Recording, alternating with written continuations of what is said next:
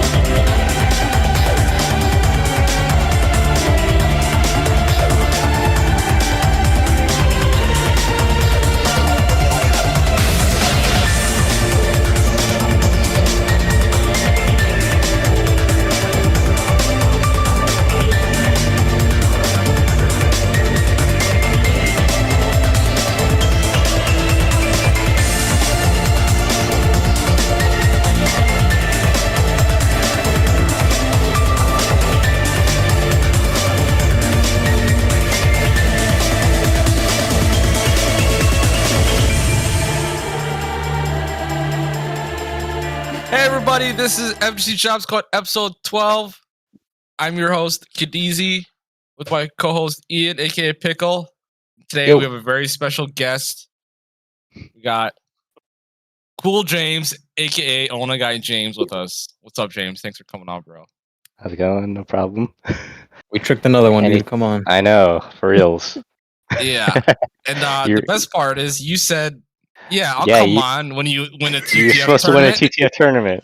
I said, this guy's bullshitting. I know. I DM him. He said, oh, yeah, I'll be on.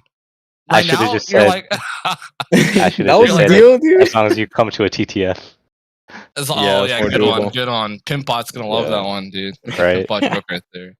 But, okay. What's up, man? So, I mean, I think a cool place to start is when I was thinking today, when I was doing the notes, I said, hey, let's talk about how we know James. I think when it's someone we know more, it's funnier to talk about how we know James.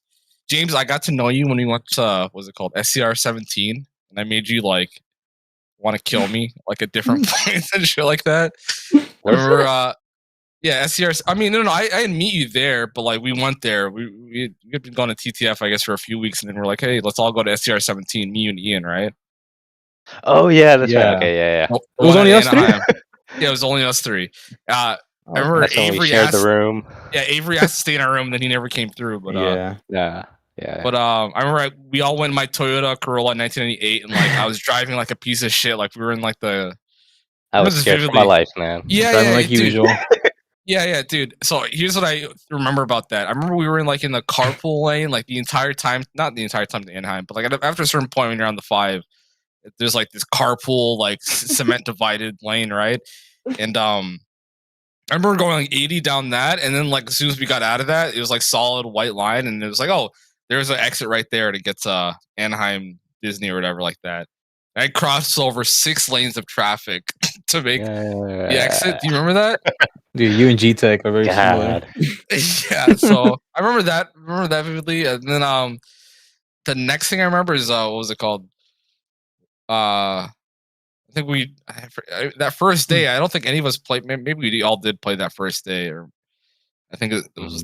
Or no. I think none of us played that first day, but we were just all hanging out and shit like that. We got pizza or some shit. Remember on the way? I remember we were at the restaurant, and I was like, "Shit, this beer sucks." And then the waiter heard me, and he's like, "Do you want me to take your beer back? Do you remember that?" And I was like, No. And then, I don't, dude. You don't remember that? You guys were like, fuck, you can't take this guy anywhere. I remember, and then the last thing I remember is the Uber back to the hotel after we went to get pizza. I was like giving the Uber driver like directions because I had like 2 beers, just being super obnoxious. Do you guys not remember this?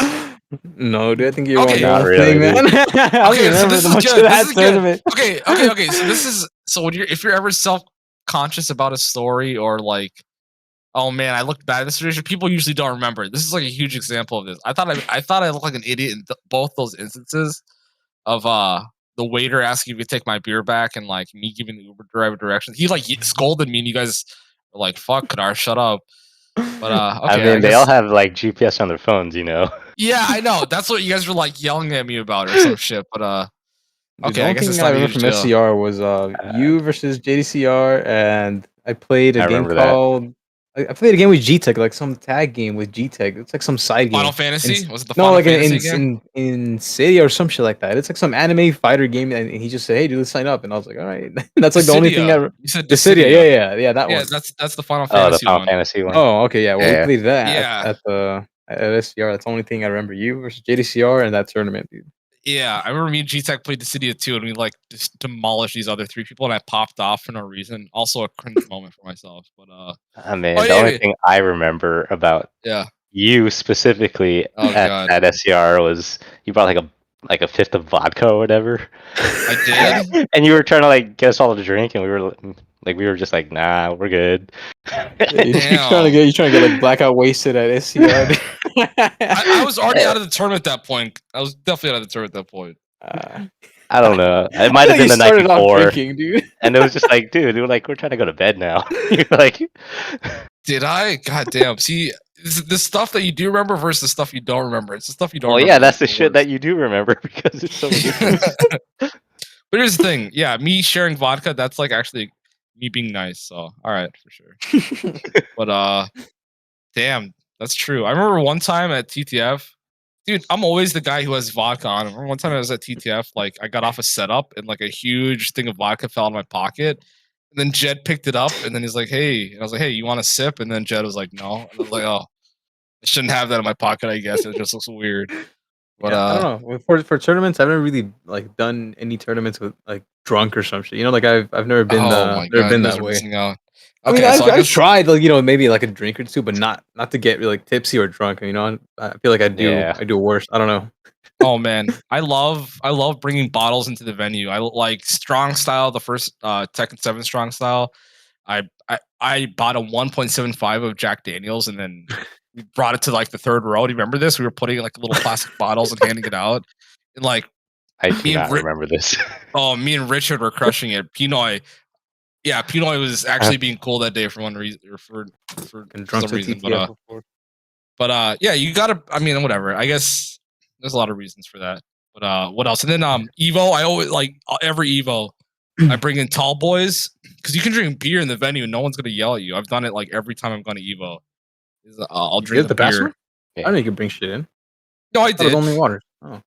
Oh no! I mean, maybe you can't, but I always do. I remember the last Evo I went to. I think it was like 2018 or some shit.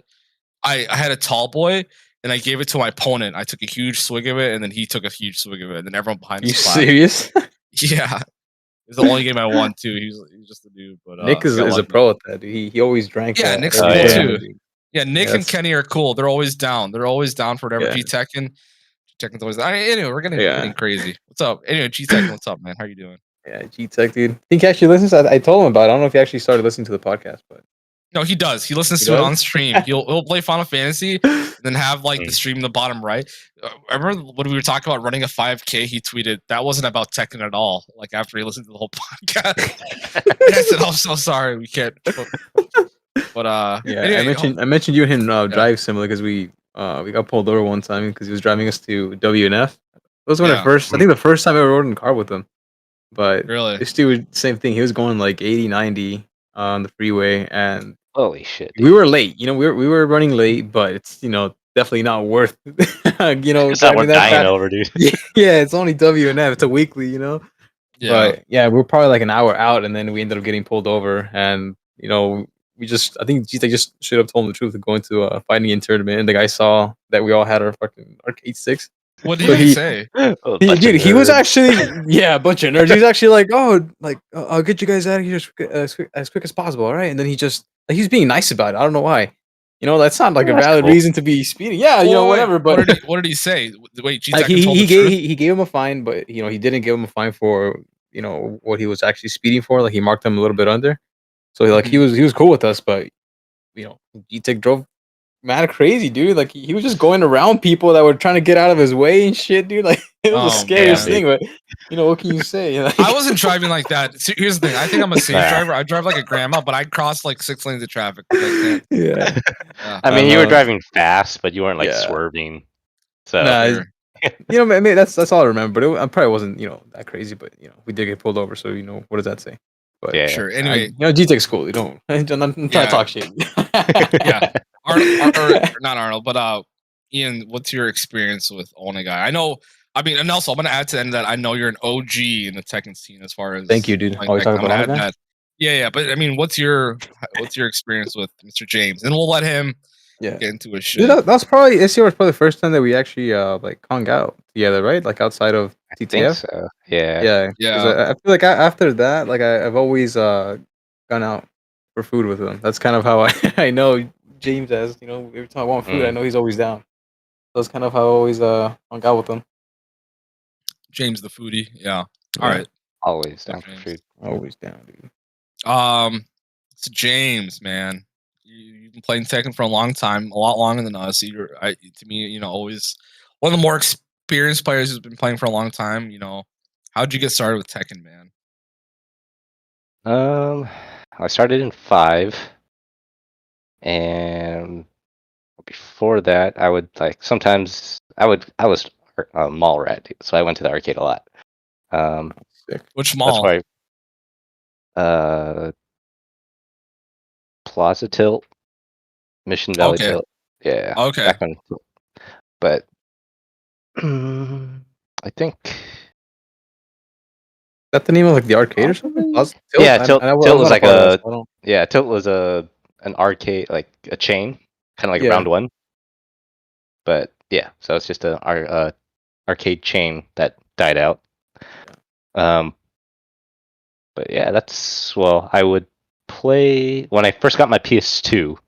I got Tekken Tag, so that's the first Tekken game I've owned, and I just play the shit out of that. Yeah.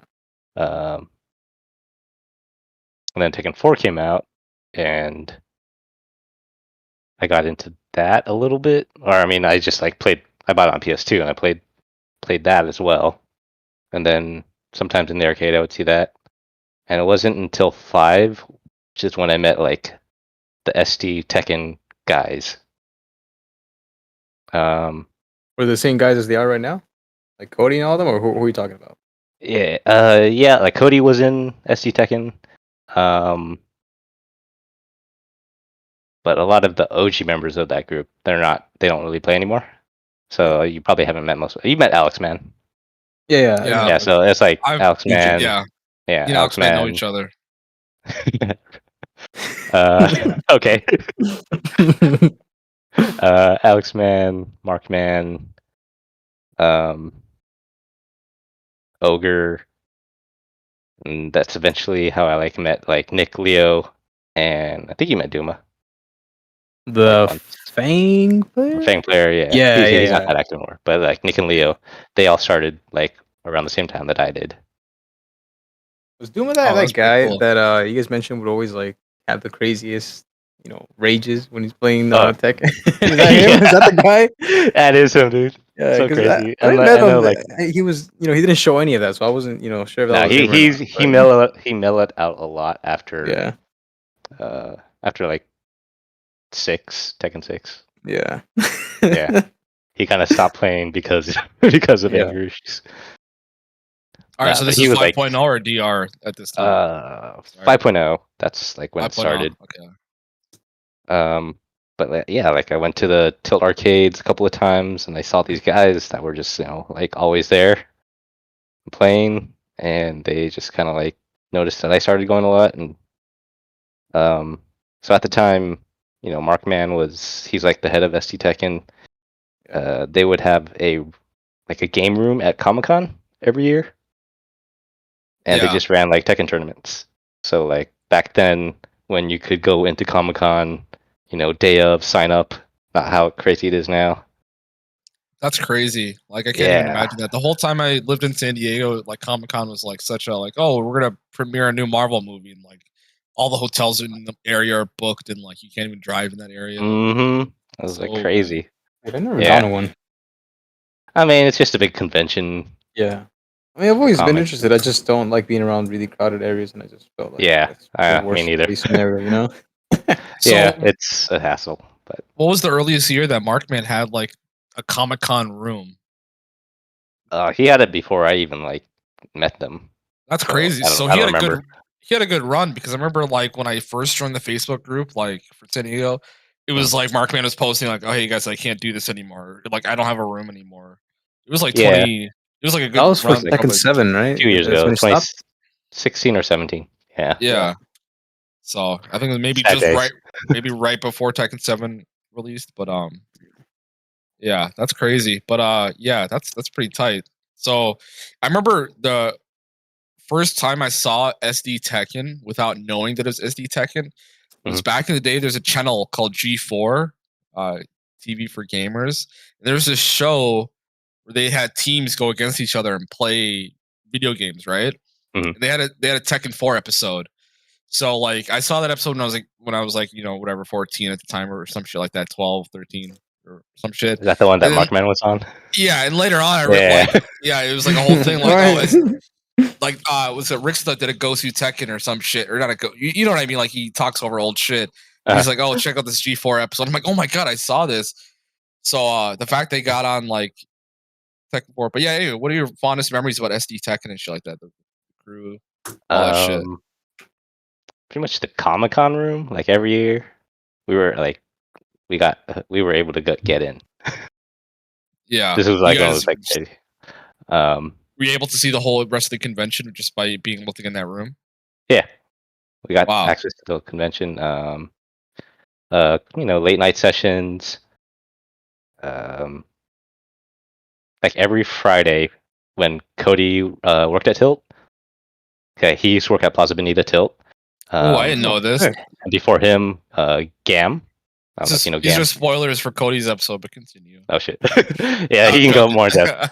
But like, I don't know if you know. Go ahead. Yeah, I don't know if you know Gam. Yeah, I don't. He's an old Tekken player too. He was also before Cody. Gam was like the manager of that location, I think. And so while they were running it, some Fridays we would have tournaments at the arcade on Tekken 5. So that was pretty much like I would get off of helping out my parents at work, then go to the mall, play this, play in the tournament, and then we would all go to a taco fiesta after that. Damn, you guys were going to that place back then too? Yeah, dude, that was our spot. Dude, I hate that place. That place sucks, man. What? That place sucks, dude. I've been there multiple times, and it's all fucking dry ass meat, dude. I don't know what you guys like from that place. Oh my god. Yeah, it sucks now because they don't have the Shakira cardboard cutout anymore. Is that what reduced the quality of the food as well? I don't know. I've been there a couple times, and I was just not impressed. Ian, you know what's fucked up? I remember you brought was it called tacos from TJ one time, and they had cut in half McChicken wrappers. They were like cut. Oh yeah, you know what I mean? I was like, what the fuck? This is the most jank, delicious shit I've ever ate in my entire life. Because I was like eating a weird ass taco that was in your pocket all day driving back. In my back pocket, you had to hide it from the border patrol. Yeah, we were just mashing that shit up. So. Just a single taco, dude. Yeah, but that place. That place. I mean, it's just it was just like the only thing that was still open probably at that time. Because we would be there sometimes till after the mall closed. Like all the other stores were closed, but Tilt was still open. Okay, so I want to ask one thing. What piqued your interest in even playing Tekken in the first place? You said you just magically were like, "Hey, I want to play Tekken 5," or what was the road to that before that? Well, I mean, I'm pretty much like any genre of game, but I don't know, fighting games I enjoy them. So you were just at the arcade seeing people whoop each other's ass, and you're like, I want to try this. And then what was the moment that you're like, I want to keep putting my quarter in? You know what I mean? That spark.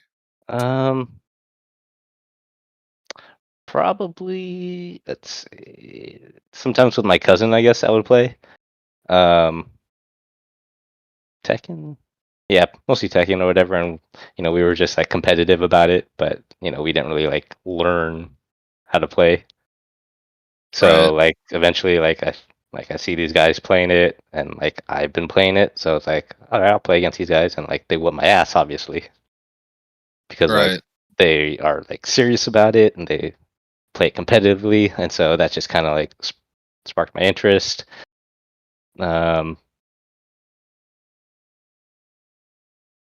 Probably when I remember like Markman invited me, like he asked me if I was going to ComCon. I said yes, and it was like, cool, we have like a tournament going on there. You should stop by. And so I entered, and just after that, it was just hanging out with the guys, getting better, learning to play the game. This is all during T5? All during Tekken 5, yeah. Yeah. You played what's it called? Jin, right? Yeah. Jin and then Law. Oh shit. Yeah. You were a Law player, dude? Yeah. I mean, I felt like I needed this because Jin was ass in that game. Tekken 5, Tekken 5 DR, he was ass. He was like the only Mishima that didn't have an 8-frame jab. And let's see, it was around this time. It was like around this time also when I met John Quinto. Yeah. Oh hell yeah. Yeah, and like he was pretty much my rival. Like, oh really? we trained together. We like what? And he was also like he knew as far as Tekken 5 like that time as well. Were you guys all kind of new? Like, yeah, Nick, Leo, and all them, were they all same kind of starting time as you? I don't know Nick and Leo's how much Tekken they played before that, but we all like played competitively at 5. Yeah, that's really cool. Was it always competitive with Quinto? I don't know how you guys go at it right now. But has it always been back and forth? It has always been. There's like because we went when the first time I met him, I think it was at Southwestern College. Yeah. And they had a 5.0 machine there. I think. Was it 5.0? It was either 5.0 or DR or something. Maybe. No, I think it was a third strike machine. Never mind. No, but that was the time. But like we played Tekken together, and then that's when like Tekken 5 DR came out on the PSP. Oh yeah. Right. And so like in between classes, like me and him would just be like sitting in the student lounge. Wait, you guys went to the same school? Yeah, Southwestern College, yeah. Oh wow. Oh wait, college. Community college, yeah. Oh, okay. So this what year was? Damn, you're old, bro. Yeah, I know. No, but here's the thing. I was in college like 3 years later, so like I'm old too. I'm not that old, but I'm old too. I forget that I'm old too, but or not that old. Yeah. But still, what year is this? Is it like PSP? I don't that's even like remember. 04, 05? Around there, yeah. For sure. All right. Sorry, you guys were playing between classes. That's hilarious. Yeah, just and it's like that matches. Yeah, we were just like 1st to 15, whatever. Jin versus Brian. My shitty Jin with his 10-frame jab. Brian with his 8-frame jab. Sucks. Damn. But like, that's like just he's always been my rival in Tekken. That's just how we got better. I love hearing about early Quinto stories. So earlier before this, me and Ian were talking about Legade because I was just talking to Legade on Facebook Messenger or whatever, and Quinto told me that like this is after Legade, like this is the story obviously. Legade came over to my house and 75 owed me and then left. Right? And damn, surprised you say that long. Yeah, and then Quinto, I told Quinto that he's like, oh yeah, dude, he did that to me all the time back in the day. But I just love hearing, like Quinto, dude, like Legade many stories. Legade is so good in fighting games.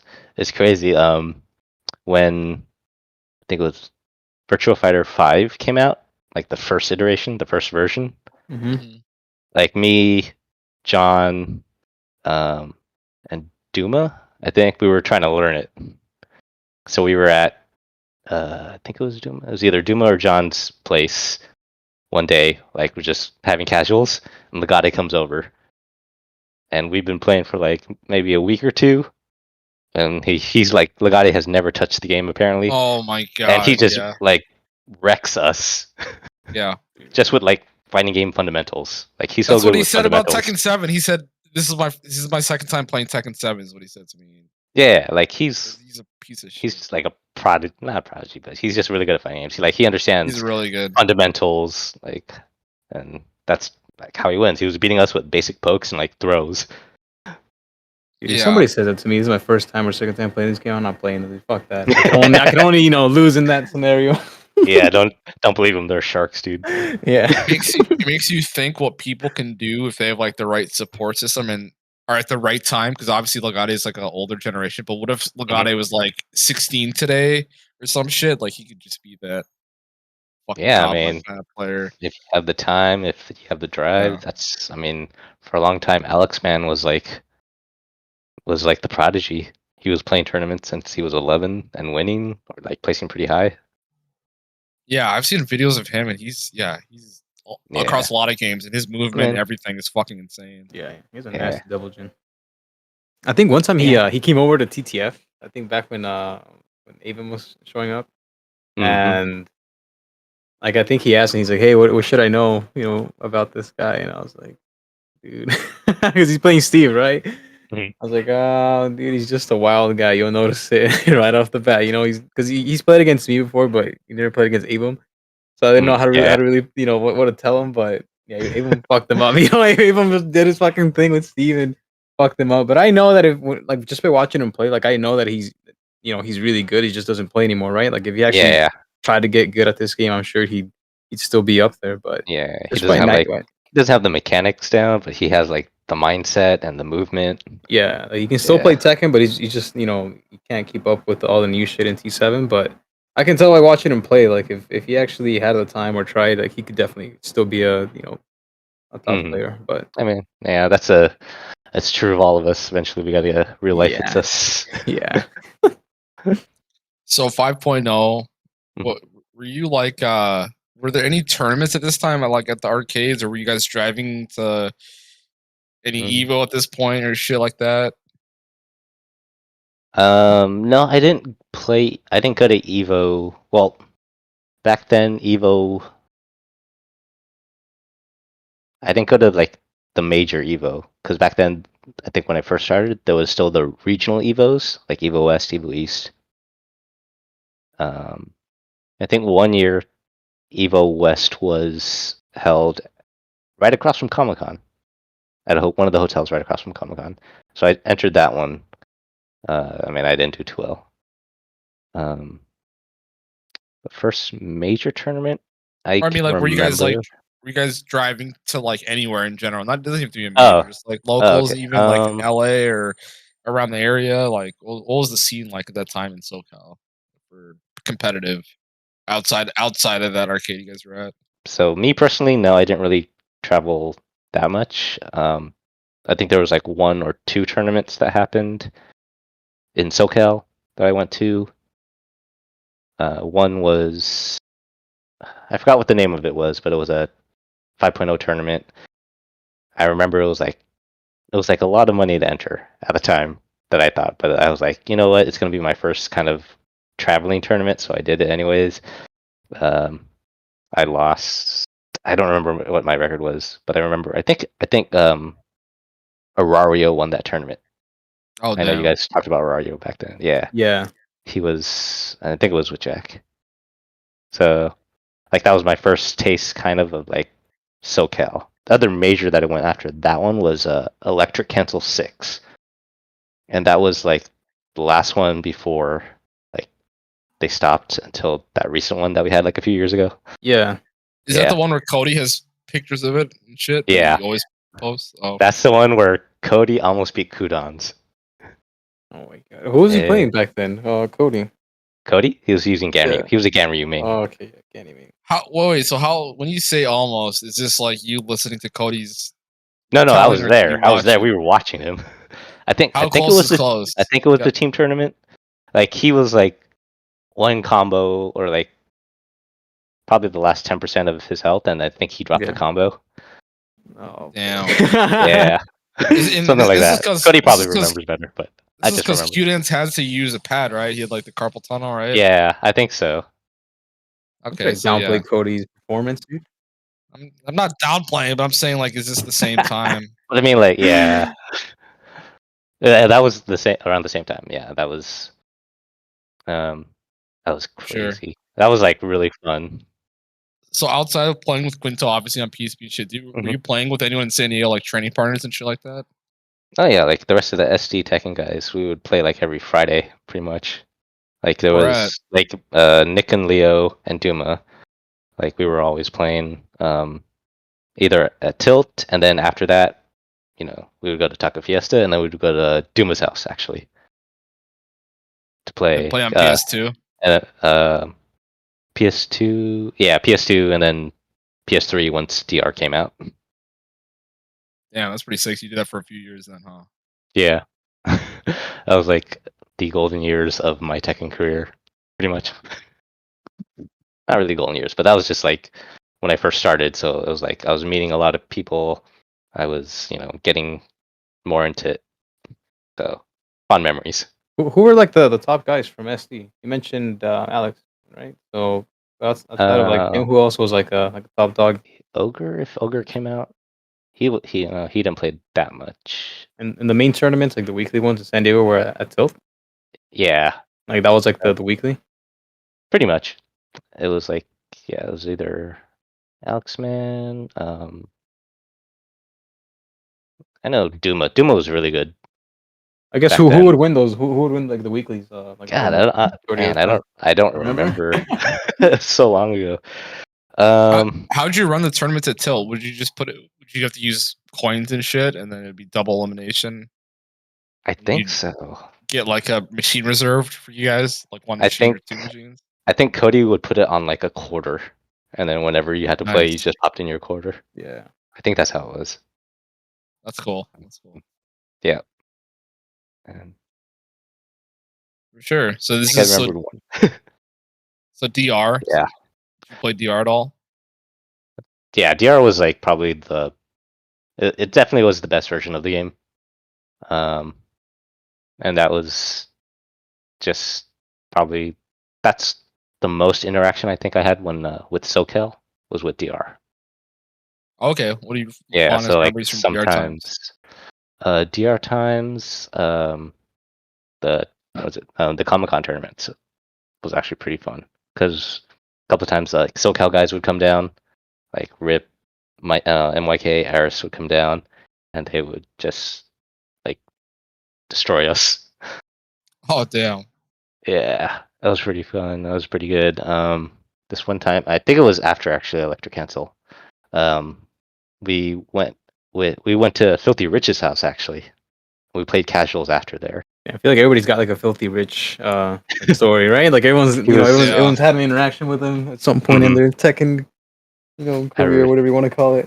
It was it was pretty awesome. Like I don't know, like he was having a party or something. So like his family was there, and like we just joined in on the party with them. It was like me, Nick, Leo, Duma, I think JJ. Yes. Yeah, and like he actually had I remember this. I forgot his name, but he had a King player from the Philippines that he was like housing for a bit, and that guy was really good. I know I have a picture somewhere, but and it was out here for like school or something, or what was he here for? I think he was just out visiting. Oh, okay. And yeah, he was good in Tekken. And I remember Filthy was playing Leo. Leo was a Panda player at the time. Yeah. And like Leo bet Filthy that Filthy couldn't get a 5 electric combo off of him. Okay. And it was and like the whole match he was just like Filthy was just trying to get it off, and it was just fun times, good time to watch everything. Yeah. I'm guessing he didn't get it off. No, he didn't. That's a hard combo to do. But yeah, I don't know. It was for sure. Fun. Did you play a lot of Tekken 6? I guess moving on to that, or did you? Oh my god! Was there anything else? Oh, sorry. Let's go. Yeah, let's go to Tekken 6. Oh, Tekken 6. All right. So Tekken 6. After that, like when it first came out, it like when we were playing at TTF, like it only lasted like a month. Oh, really? Yeah, like it didn't draw in a lot of people. Like at the time, like Tekken really still wasn't like the big game it is now. What other games were going on at the time? I think Street Fighter 4 was still going.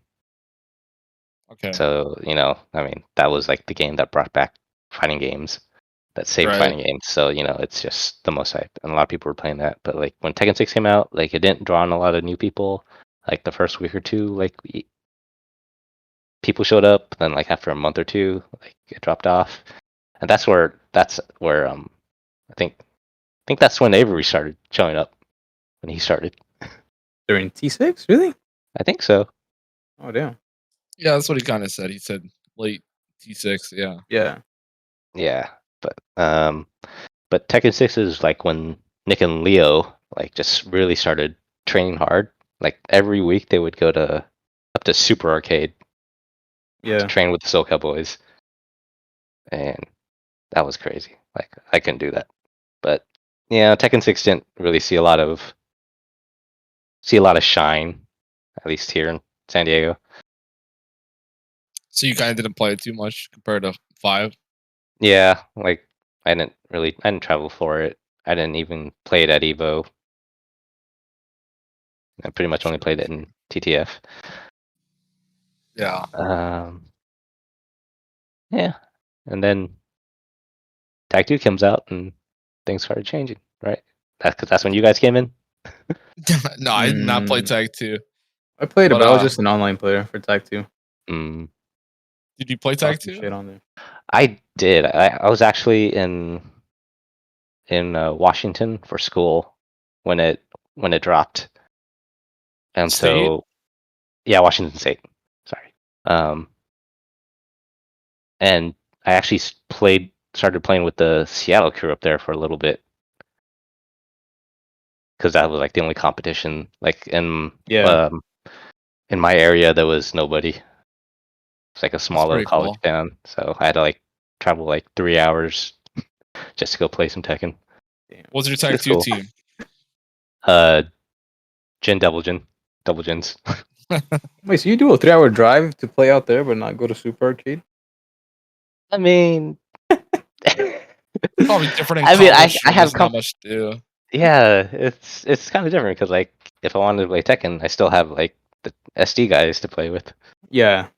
So when it's your only option, then it's not so bad. The only option.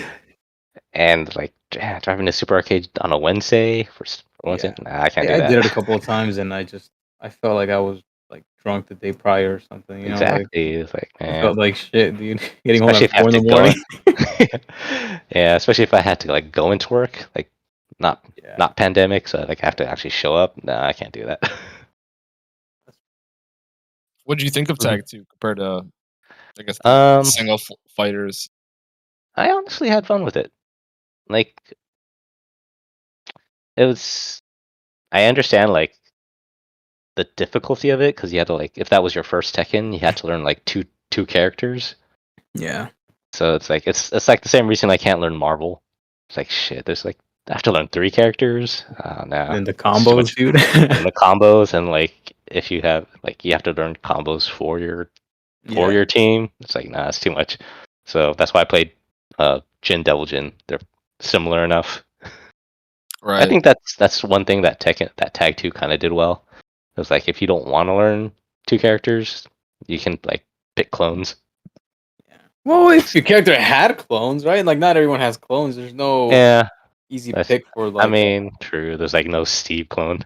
Yeah, there's no Steve clone. I don't think there's any Bruce clone. Like was Skinny Bob a clone?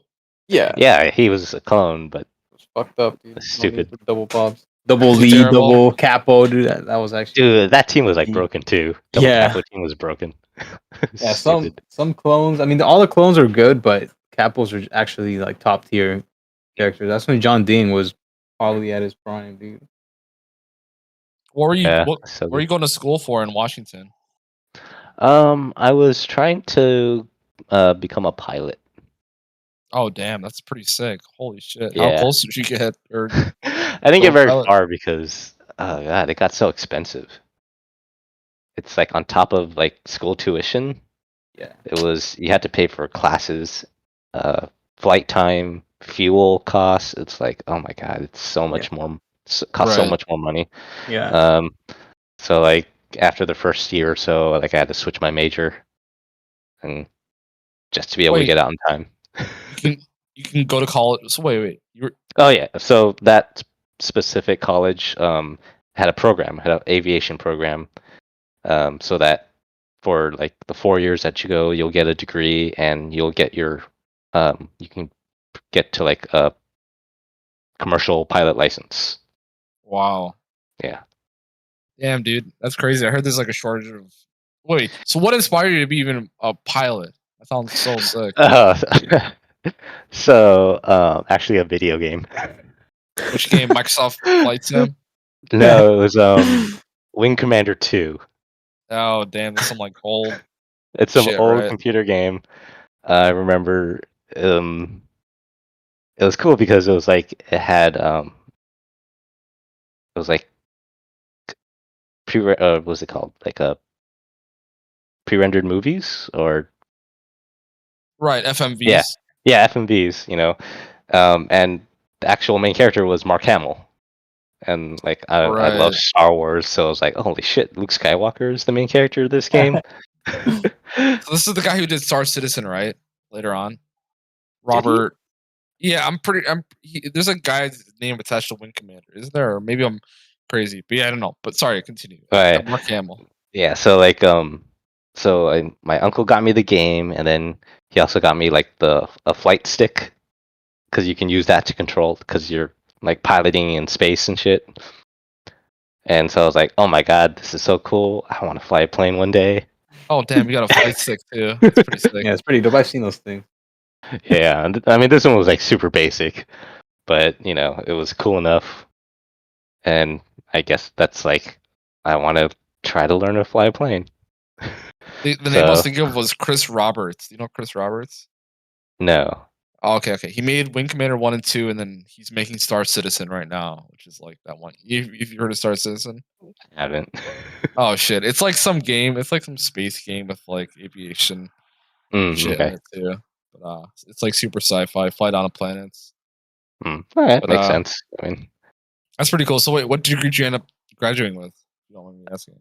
I ended up graduating in aviation management. So okay. Is that what you do now? No, I don't. I don't use that degree at all. It's so bad. Shit. But I mean, it was like the closest thing that I could like switch majors in that was close enough, where like most of my credits and classes would transfer over to, but didn't require me to like actually fly. Right. So yeah. So that was unfortunate, but I mean, I at least flew a plane, and I learned the basics of how to fly. So I was like, kind of scratched the itch. Yeah. Wait, you've flown a plane before? How was that? Yeah. Oh god, it's scary, dude. Like, like first time, yeah. Like it's like, remember the first time you like learned to drive a car? Yeah, I was gonna die. Dude. Like, yeah, dude. Imagine that like 100 times that, dude. Yeah. Getting off. Now you're driving in 3 dimensions, and if you mess up, your plane is falling to the ground. Yeah. Okay, but how do you? Like when do they tell you like you're ready to actually? Well, like you start off, flying with an instructor. So right. So in an airplane, there's 2 sets of controls. So your side and then your instructor's side. So if you're like starting to mess up, he can just take the control on his side. Okay. Yeah. So hold on. I never understand how this works. So I've seen that there's 2 sets of controls, but only one person is really flying it at a time. It's just the other one's kind of there to take over, and that's all it's for. So yeah, cars have that too. Did you ever take driver's ed, dude? No, I didn't. Well, don't they have? They just have like a set of brakes on their side. Yeah, they have a set of brakes and a steering wheel. I understand. I've never seen one with 2 steering wheels, but. Oh, okay. Maybe I'm. Yeah. You know what? I should have. I mean, you might have seen it. I don't know. I haven't seen it that common, but yeah. But yeah. So like, only the main pilot is just doing anything. So the other guy just kind of chilling, making sure that nothing gets out of hand. Yeah. And how does it work? Like, if you want to take over, like, is there like some button or something that takes over so that only your controls work, or how exactly does that work? So, like, they both control at the same time, or it's like they're both connected. Yeah. So if like you're turning the steering column, the other one is also turning, even though nobody's touching it. Yeah. Okay. Yeah. And so, yeah. So like you practice with an instructor. He he guides you through like the basic, how to steer, how to throttle, how to turn, maneuver, and then he hands it over to you, and you like just do the same thing, and then you become proficient enough. He's like, okay, this time you're gonna do everything. You're gonna take off. You're gonna go from here to there. You're gonna ascend. You're gonna descend, and then you're gonna land. Oh, dude. Damn.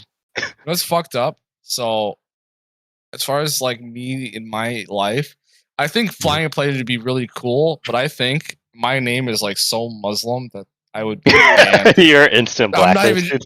Yeah, I think nobody get on board with you, dude. I'd have they can't do that. For sure. But I'm saying like I don't know what it is, but like I feel like Kadar, you know better. Don't even try. Kadar, like it's Arabic name. Yeah, Khadar. All three of my names are Arabic. My middle name is Ahmed. Like, dude. Ahmed.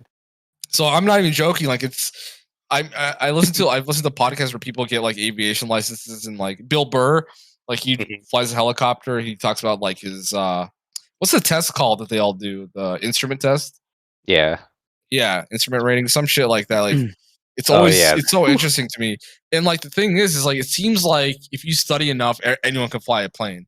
I don't know if that's the case. Okay, it is. Sure. I mean, it's a lot. It's not like driving a car, but it's just like operating any other kind of vehicle. Like you just have to learn how to operate it.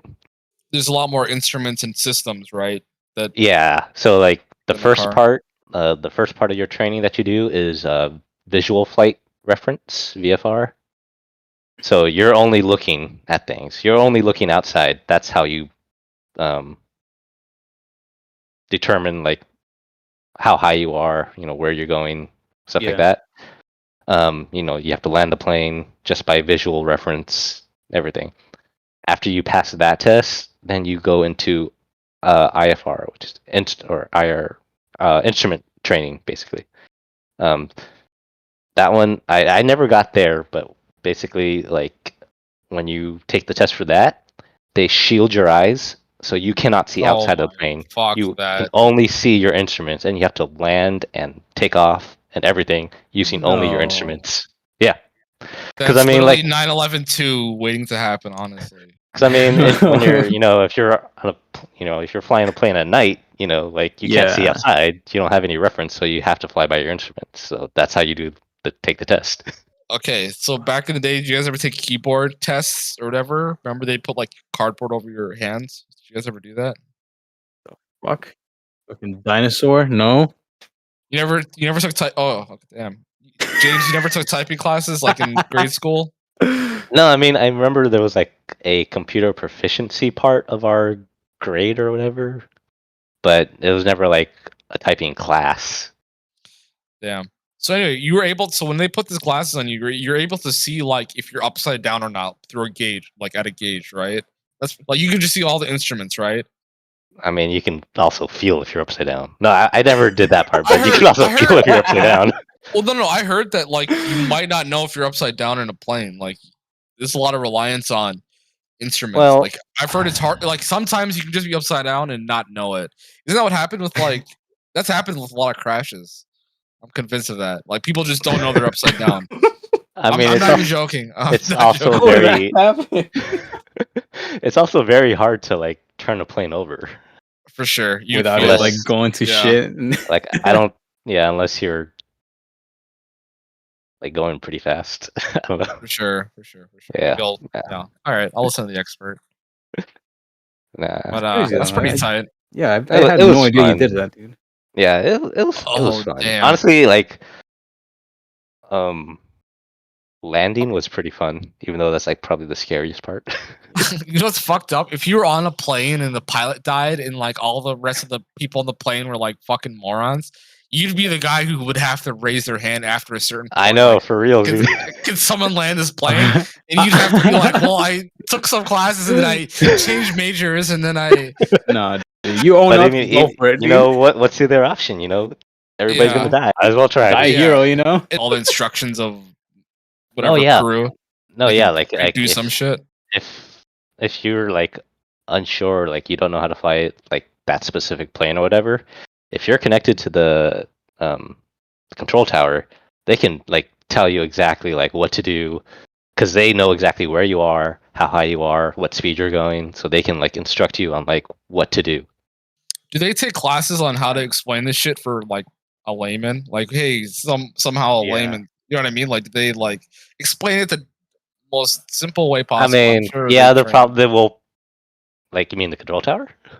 Yeah, I'm sure they get training on how to explain it to like a moron. You know what I mean? Oh yeah, I'm sure. Like, they're gonna tell you, like, look here. Do you see this flashing light or this button? You know, that says this. Press that. You know. Yeah, that's pretty sick. Do you think you could do it now if that were to come up? I mean, not let's not put ourselves in an emergency situation, but if you had to, land a plane, could you do it right now? I mean, he pretty much said it if he had to. Nah, I don't know. You had to. I mean, there'd be no other choice. I mean, if it's gliding, like if the engine's failing, you're basically a glider, so you can kind of maybe. I mean, all you Flight. Sorry. Flight. Which one's Flight? Denzel Washington. No, that's the one I did not see. Oh my god, it's so. I know. Good. I heard it was good. I saw the. You gotta watch it. The one with Tom Hanks. The one that happened in real life. Where... Top Gun. No. The one that happened where the guy. That's a plane. Oh no, Tom I know Hanks. that. No, International Airport. No. The one that happened in real life where the plane like took off and then like it hit birds. It was bird strike, and it landed in the Hudson River. I never heard of this movie. You never heard of this? Goddamn. I'll check it out. But I mean, you never saw saw Flight, dude. Come on, dude. Flight's I know. Crazy. But that's crazy. You should watch Flight tonight. Like basically what you do is like the plane is a glider at that point, and you just want to like angle the nose down so that you're not falling like super fast, but you're like gliding enough.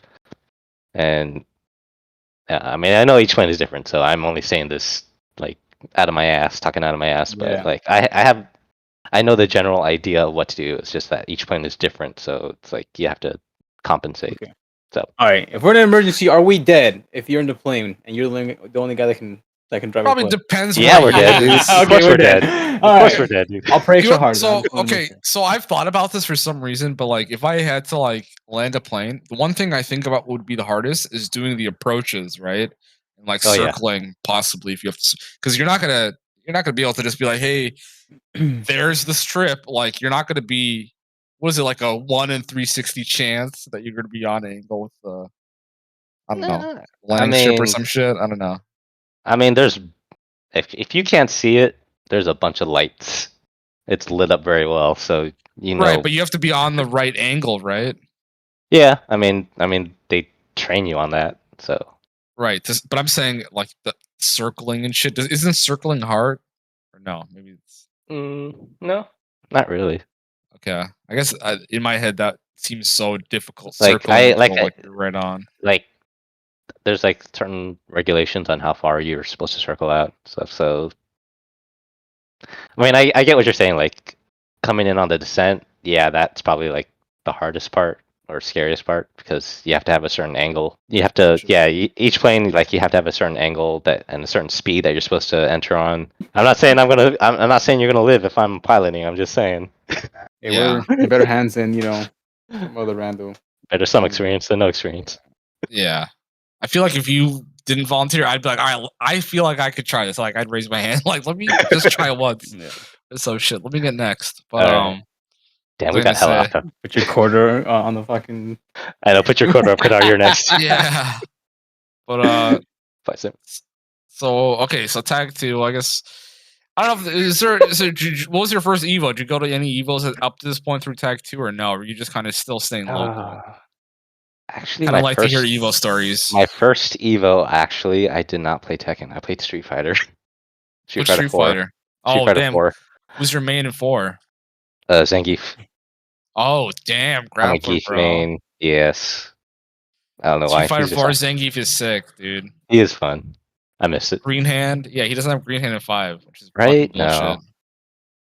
Stupid. No, but like that was when Tekken 6 was out, and it was kind of like the end of Tekken 6. So it was like Grand Finals, Bob versus Bob. It was that boring time for Tekken 6. So I was like, I didn't really care to play it, so that's why I was playing Street Fighter 4. Did you really enjoy 4, or were you just like, this is what I'm doing right now? I mean, it was fun playing, with just locally, but it wasn't like I didn't really care enough to get serious about it. Right. Yeah. I remember with Street Fighter 4, I enjoyed it so much, but like once I left Minnesota, oh my god, it was just brutal. Really? Why? Oh, I was just getting my ass whooped. I mean, when you're playing with more people than like your locals or whatever. Yeah. Mm-hmm. You thought you were good at Street Fighter? Is that what happened? Then you went out and then you got fucked up? I thought like I had like a solid game plan and flow. Yeah. So like I Street Fighter 4, I played like Poison, and like I loved Poison so much, but like, oh my god, once I played good players, it was like, oh, this is a game I can't play. Like I quit. After I went to Evo, I was like, I have to stop playing this game. Like, yeah. I mean, how are you ever going to get better then, Kadar? That's true. I mean, in my head, I was like, I'm just gonna wait till 5. It's gonna be a way different game, and I was right. It was a way different game. But that game played like way more for different reasons. Did you play 5 at all or no? A little bit in the beginning, but oh man, I hated 5. Mika made me quit that game. That game was so toxic. Yeah, I don't know. I didn't like it as much. It was so much harder playing Geef then. It was so different. Like I couldn't do anything. Sure. What Street Fighter did you play before that point? Did you play Third Strike or any of the ones before that in arcades? I mean, I played Street Fighter 2 in the arcades and stuff casually. Third Strike I played a little bit, not too much. Playing Street Fighter 2. And Street Fighter 2, Guile. Oh, nice, dude. It's like way different characters, Guile. I know. So like, so 2 I would use Guile. Third Strike I used Akuma. Damn. Yeah, and then 4 I used Zangief, and a little bit of Guile again. So. Do you still play charge characters in 2D games today, or no? Not at all. No, there's not that many. They're so annoying. I don't. Not that many. Yeah, but I think what I really didn't like about 5 was it was hard for Geef, and John was also playing it, and he used Nash, and like you cannot beat Nash with Zangief in that. Season 1 hard. Nash was really good too. Yeah, it was. And it was like, I can't do anything. This game sucks. I'm quitting. Yeah, it was tough. Yeah, and there's not that many options. They didn't have any of the. I mean, they had V reversal, but there wasn't. What's it called? The V backdash or the fuck they have now? And yeah, I don't. I forget what. Yeah, whatever. I'm not going to talk about it. People talk about you're wrong. But, then then Tag 2 came out, and that had a pretty good run actually. Where'd you play Tag 2 at locally? At TTF. Oh, okay. So how much did they play? There's no arcade. There's no arcade anymore. Okay, so at that point you already knew about the SDC, and there's no like. Oh yeah, hey, I've been with them. Yeah, but like, there's no like, the first time like you went to like, do you have a first time into the CTF story? Because I'm sure at one point it was like a house, a home, right? My God. And then at a certain point it became like, well, what me and Ian know of it as, you know what I mean? A wasteland. But I don't. But it was a home at one point, right? Yeah, I mean, I think Tag. No, it was 6 when Cody started hosting TTF more. What'd you think? I mean, first time you went there is probably pretty chill, like you just go to someone's house, right? Yeah, I mean, it was just chill. Like I already knew most of the guys going there, at least for Tekken. So it was like, just going out to hang out with friends. You saw it ramp up though, right? Into like then it'd be like Tekken 5. The end of 5 was kind of when like the OG SD Tekken guys like started moving along, like dealing with life stuff. So they stopped playing as much. So 6, I think that's why 6 in SD was kind of like it didn't last very long. Yeah, that makes sense. Yeah, and then with Tag 2, a lot of like new guys came around. Like you guys came around. I wasn't never Tag 2, dude. I was there. We came around 7. I was there. Actually, now that I remember it, I met Paul back in 5. Really? Yeah, I known him that long. Like he used to play, like he was still a King user. He played back in DR, but he wasn't around that much. I just like he was there enough that I knew him, and it wasn't until like Cody's, until like TTF that it's like, oh shit, I remember you. You bumped into an old friend. Yeah, pretty much. Wait, so did anybody come? Like any new players from Tag 2? You mentioned us, even though we were not, there, but outside of us too, who were like the new players from Tag 2? Like, did anybody come up in Tag 2? Tag 2. Let's see. Dexter. Really? I know that. Yeah. Dex. Or on Dex. Scumbag. Congrats on getting married, right? He proposed his proposal, yeah. Oh yeah. No, he got proposed. He just proposed. Yeah. Shout out to taking 3 shits at my house. I don't know. Damn, what did you feed him? Jesus. Oh yeah, James, you were there that day, dude. Remember why? What happened? I invited Dex and James to the Kadojo, and then like I was like, hey, let's go get Mexican food or some shit. Oh yeah, that's right. And then like so Dex had the Mexican food too, and then you like left before this like all of it happened, but like he took like 3 shits in my toilet. You remember this, or maybe you don't. I remember, yeah, you said let's go get Mexican food, and you took us to that place, and you said it was like the best Mexican food you've ever had, and I'm like, oh, here we go. I'm like, all right, it's all right. Yeah, but I paid for it, so you guys were supposed to. I know. But what was I gonna say? Well, fucking yeah, we got back, and then like Dexter took 1 shit. Me and you were like, okay, whatever. Taking a shit in the bathroom, and like I have a tiny ass Kadojo. I mean, giant. That place was tiny, dude. Yeah, but and then like me and you were playing, and then like he does it again, and me and you looked at each other like, okay, and then you left, and then he takes a 3rd shit, and then I was like, dude, you're banned. Like you're like a cat. He's like a cat, like stinking up the bath. And then you know what he said to me, like after I was like, dude, you took 3 shits. He was like. Because each time he was in the bathroom for like 15 minutes, it's like unmistakable what was going on, right? He said, oh, it's that shitty ass Mexican food you bought me. Like, oh, you're welcome. Like, I was like, you piece of garbage, dude. Like, you didn't shit after that Mexican food. I didn't fucking shit. He said he ate the food, and then 5 minutes later, he's shitting like, yeah, this is you, man. Like, no, it's the chef already you ate last night. Yeah, I don't think it's supposed to go down that quickly, dude. It doesn't go down that quick. I'm not a doctor. I'm not going to say I know how it works. But... I mean, I was fine. Yeah, you were good too, man. I mean, man. Yeah. Sorry. Maybe shit. That's all it is. That's good. But I don't know who else was Tag 2. It's all good. Maybe it's not them. It's not them. Yeah. I mean, well, let's get to 7. I mean, like I said, we start that SCR story, but I mean, I remember always playing you in Tekken 7. You always played the most proper way. So you're a very good person. Dude. I mean, obviously, you never played crazy. Was maybe a better way to put it. You never did any like, you know what I mean? Like you're not known for it. You never like. If you miss your punish, you're like, well, I'm not gonna do anything, or I don't know. Like, if I've never played you before, I'll be like defensive, just gonna see what you're gonna do.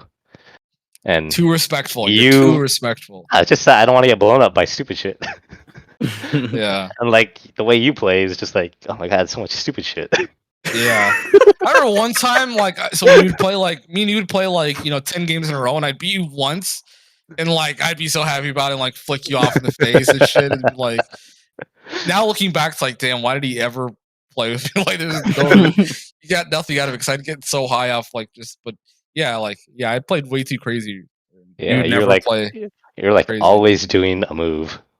Yeah, lightning screw. My whole thing back then was just lightning screw because if it hits, it just feels so good. It's like you win the lottery. It's just amazing. Large players, dude. Large players, dude. Yeah, lightning screw is amazing. But yeah. So anyway, 7. How'd you feel about 7? Do you like 7 a lot or what? Yeah, I love like after DR, it's probably one of my favorites. Just because like too. Just because it like I don't know, like I like the game like compared to like how like my experience with it, how the community like accepts it and stuff. Yeah. Kind of like if like Tekken 6, nobody was playing it, like I'm not gonna give a shit about the game. Yeah. So even like if it's your favorite game. Even if it's like a good game, like why am I playing this competitive game if there's no competition? You know, like 4 players.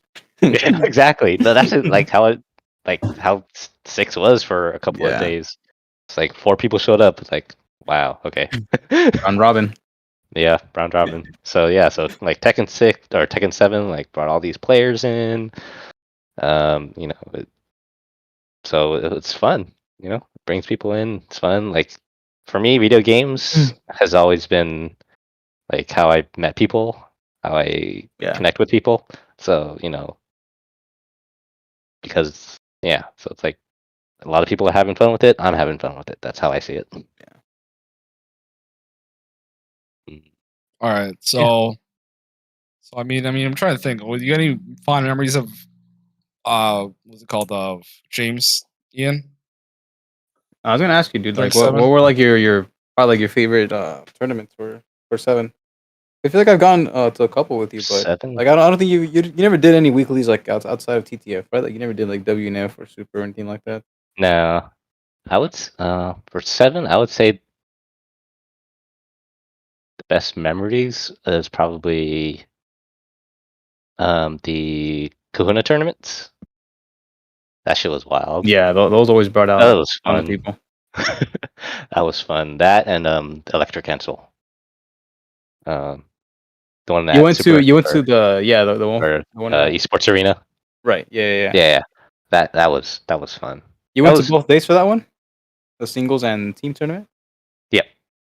Who's I on? I was with it was me, Dale, and Mondo. That was my team. Oh hell yeah, dude. That's a pretty solid team. James, you should have been on Ian's team because Ian's team had fucking Kenny. Hey, No. That was strong style. That was strong style. Yeah, it was you, Nick and Leo, right? Yeah. Yeah, that was the team that almost beat Kudon's team. Yeah, that was Leon. Leon was tearing shit up with his name. Characters on Walking Dead, dude. No, whatever. Negan. Negan, yeah. And he used to always downplay himself, like, oh, I don't think I'm that good, and this character's not that great. And I know, dude. This character's fucking good. Just play him, man. Like Leon, Leon has doesn't play anymore. Like he was he never came out to TTF, but he knows how to play. Dude.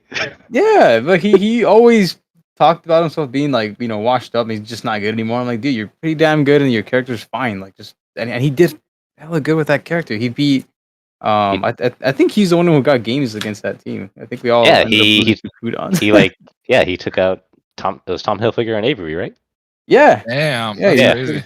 Tom Hilfiger and Avery. Yeah, dude, with Negan back when nobody was like really giving a shit about Negan.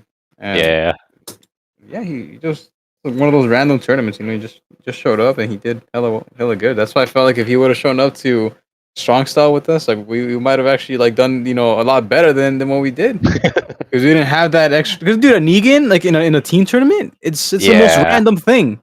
It's it's the most random thing you can deal with. Like you don't want to deal with a Negan or a Xiao Yu or something. Like you don't want to deal with that in a team tournament. We have one game. Yeah, especially if you don't know the character, dude. Yeah, and nobody knows him. Like who the hell knows Negan?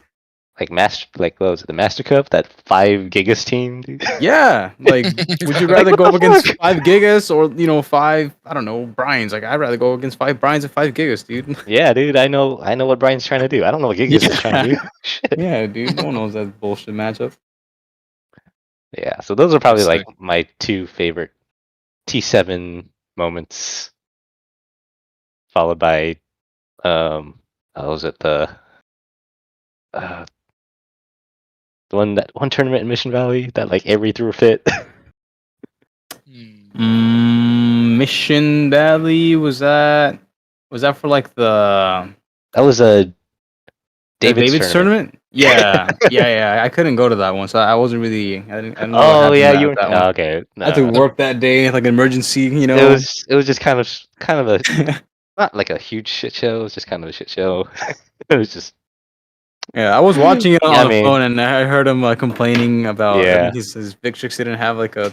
Also, didn't come with like a bat top or something, and he was. It was just crying about it on Facebook. It was just kind of ran slowly, so yeah, and he was just being a dick about it. I do remember seeing that on stream. Yeah. So yeah, the Tekken 7 had a lot of good moments. Yeah, like not even just like game or like playing wise, but like the way Bandai Namco like handled like the marketing and everything, like DLC reveals, character reveals. It was like it's been like the most hype for Tekken since DR, for me at least.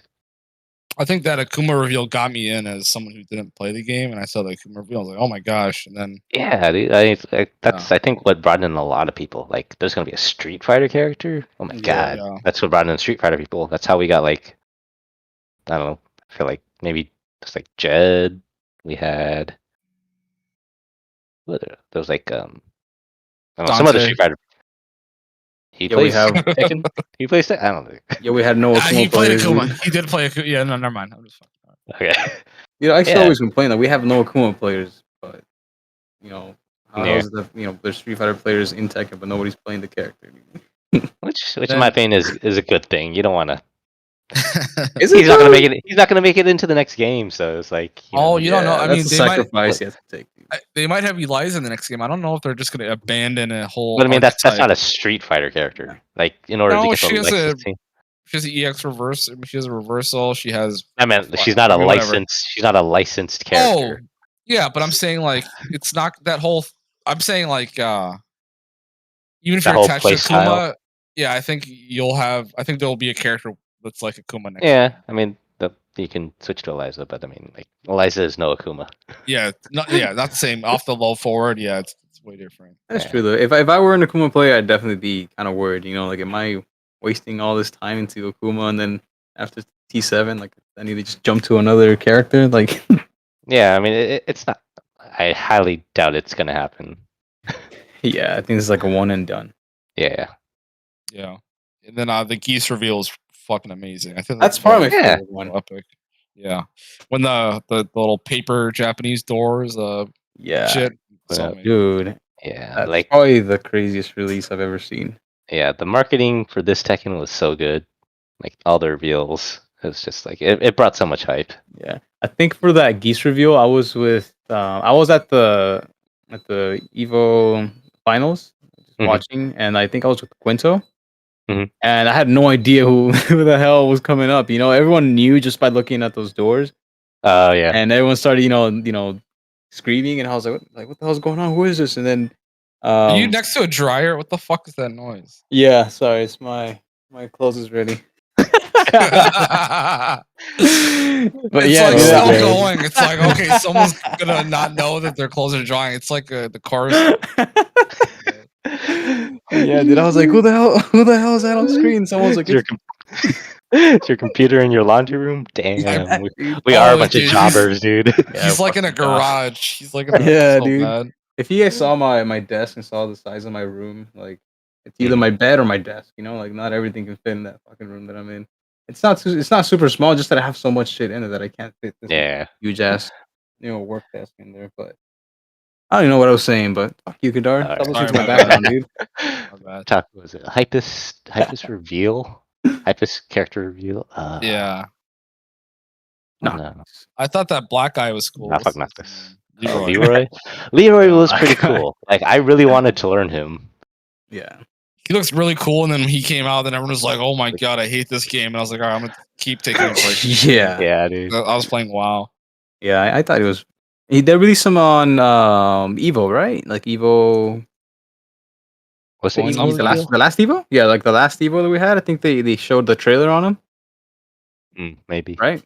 Yeah, I think that's what it was. And then when he came out, it was just like, wow, why is he so much better than everyone? Broken. Had everything. Yeah, he has everyone's moves, but they're just better. Yeah, I don't know. That was not a fun time. I took a pretty big break during that time. I think Avery came down for like the first ETF for season 3, and he picked him up, and I picked Ganny because like he was just so overlooked because Leroy was out. So yeah, and he had like no idea what to do against Ganny, but he was able to just beat me with Leroy. Just everything he had was just ridiculous, dude. But yeah, nobody should have that parry except Jin. No, nobody should have that parry.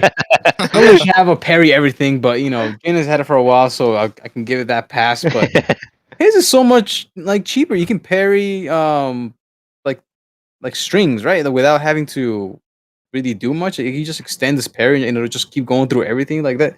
That character was way too dumb, dude. And seeing him at Evo Japan Grand Finals, like it kind of confirmed that he was just way out of hand. Like it did take off for him to nerf him, but yeah, that character. Yeah, too damn cheap. He has a stick as well. It's like a second rage I know, right? drive. It's like a second rage. That's stupid. Yeah. He had too much. Yeah, I think they blew it on that one, and I don't know. Yeah, kind of. So recently, I mean, you've been getting second to cheaters at an online tournament. How's COVID been? What have you been doing? What have you been doing during COVID? Are you working from home and shit? Nothing. Yeah, just working from home. How's that been? Because everyone's had to stop. I mean, man, that was like a horrible thing, man. I pretty much my last year and a half in San Diego, like I didn't do like it sucks. I would have been able to go back to locals. I really think because I stopped playing WoW. So, what do you? How was COVID for you? Still going. It wasn't too bad for me. Like, I'm kind of a homebody, so like. I'm like, oh shit, this is cool. I don't have to go out. Yeah, the first 4 months of it was amazing for me because it was like, oh my god, are you serious? I get to work from home. I don't have to wake up at 5 o'clock in the morning to get ready to leave. You don't need an excuse to go out. Sit in traffic. Yeah, I wake up 5 minutes before I clock in. Yep, just waking up. Basically, what I did was like, all we had to do is check in like on a phone conference in the morning. So I'd call into the phone conference. I'd say my name and say, hey, I'm here on the phone conference, right? It wasn't even Zoom because they didn't have the infrastructure to give everyone shit for Zoom and shit. Because basically, I work for the government. So basically, it's not as easy as saying, go to this website. You got to do a bunch of shit before you tell anyone to do anything. It's crazy. But and then that morning, I started leveling a new character in WoW. And I got like a warrior to 60. Oh my God. It was so fun. Just play. I was... I'm going to get in trouble if I talk about it. Basically, it was the best. I don't have it that easy. Oh, you got to what? Do they monitor what you're doing when you're working from home? No, but I actually have to do work. What? Oh my god! So I saw this thing on Twitter today. That said, office workers, how much time at your desk are you actually working per day? And I have a number for that, and it's literally like 3. I could get everything done like in 3 hours, and then the rest of the time is like the first. I would say like the majority of the first year, I was actually a lot more productive. So you do something for all 8 hours at work? Yeah, like I would take breaks, but I was just so much more like relaxed, or like I could just get up and like go to the fridge, get something to drink or something to snack on. That like I didn't even really notice like work. Like I was just in the zone working. So I guess we have different kind of jobs because I try to speed run all my work, get it done, and then I can just do it. No, that's the thing. I was like, I was like in the zone. I was like speed running it also, but I was like, I didn't even notice it because I could like have my laptop like have a podcast or Twitch channel in the background. Okay. So you were I got background noise. Like I have snacks. I'm just like, You never played games during work during COVID? Nah. Oh my god, I feel like it's such a piece of shit. Yeah, dude. Right. God. The funniest thing is like I'd be on Steam, and then people would be like, "You're not at work today." I'm like, "Oh, teleworking." Like, duh. Like it's like, like, don't you know what this is about? Like, this means I can play games right now. But okay, yeah, that's crazy. Okay, you're a good person, good worker. All right, that's what we're figuring out. Mm-hmm. Dude, I remember when everything first like switched to online. My professor, one of them, he just never sent any emails on what was gonna happen with the class. He was like an old ass professor, and he just like never. Yeah, he never said anything till last month. He just said, "Can you guys turn in the paper that we were doing before, the lockdown?" And then he just called it a day after that. Like he didn't say anything throughout the whole semester. He just said, "Submit the last thing we were doing in class like 2 months ago, and this is the final." What grade you get? You got a B. There's no way he's gonna fail anyone. He was not even like doing anything. He wasn't doing shit. Like we're all just wondering, like what's going on with the class, and he just gave no updates. He wasn't responding to emails. I don't think he was very savvy, tech savvy. So like he was doing everything like really old school. But yeah, he probably has a union and was like, wait a minute, let me get this all. Yeah, if I didn't reveal what happened, dude. Yeah, like 2 months later. Yeah, still showing up to school, dude. Nobody in class. Damn. Yeah. What else? What else do I got? Anyway, James, do you want to? So I had trying to think of what else we wanted to talk about on this podcast. Oh yeah, so I have some questions from Legade. I asked Legade if he had any questions. He does have questions for you. Who is your? Or me? Yeah, he does. Who's your demon across all Tekken games? Who is your demon? And you kind of talked about Quinto, but is Quinto or maybe a rival is better part? But a demon is someone that you can never beat, not necessarily because they're better than you, but because they have your number. Who are your rivals and demons in Tekken? That's his question. Throughout the Tekkens or currently? You can go across every game because maybe in Tekken 7 you can maybe there's someone you couldn't be. It's gonna be different names for each of them. I'm assuming.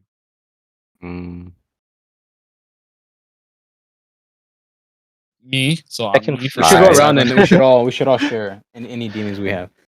For Tekken Paul's my demon. Fuck Paul. Holy shit, dude. Yeah, I know, Paul. Right? Paul is just, oh my god.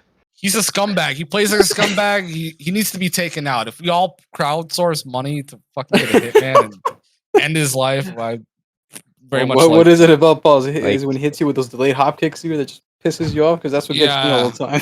He jumps across screen, dude. Like bullshit. I don't know. Like he just knows when I'm going to push a button and I get back one. It's annoying. He'd be a great Steve player, dude. I know. Steve players in general.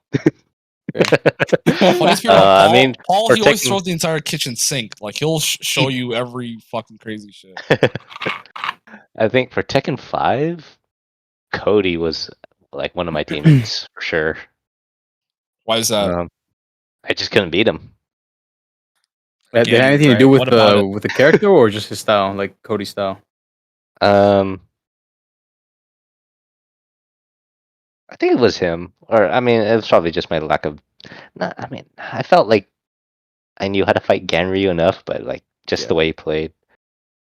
I remember. I could never break Ganryu's throws. I don't know why. Maybe that's throws were harder to break back then too. Huh? Yeah. Back then, you had to actually know the button. Tekken 6.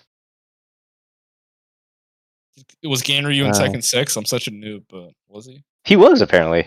Who did Cody play in 6? I think he used Ganryu, but but like I don't remember a lot. I don't remember a lot about Tekken 6s. Yeah, we didn't play that much, but I think Leon was probably a demon for 6 because that's when he was learning Miguel. I don't know how to fight Miguel. Yeah, sure. Yeah.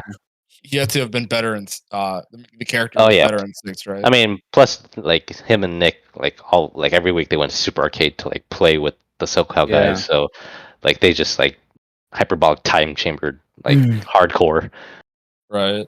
And like this was the time. That was the time when like it hadn't come out on console yet, so it was only arcade. So that was the only way to play. Oh damn! That's one of the things that I feel like we missed from at least for like when I started playing at TTF, there's not many players that were really like all that down to do that trip up there. Like the only times I really go up there was with Avery for the most part, and then maybe bring somebody along like Mondo.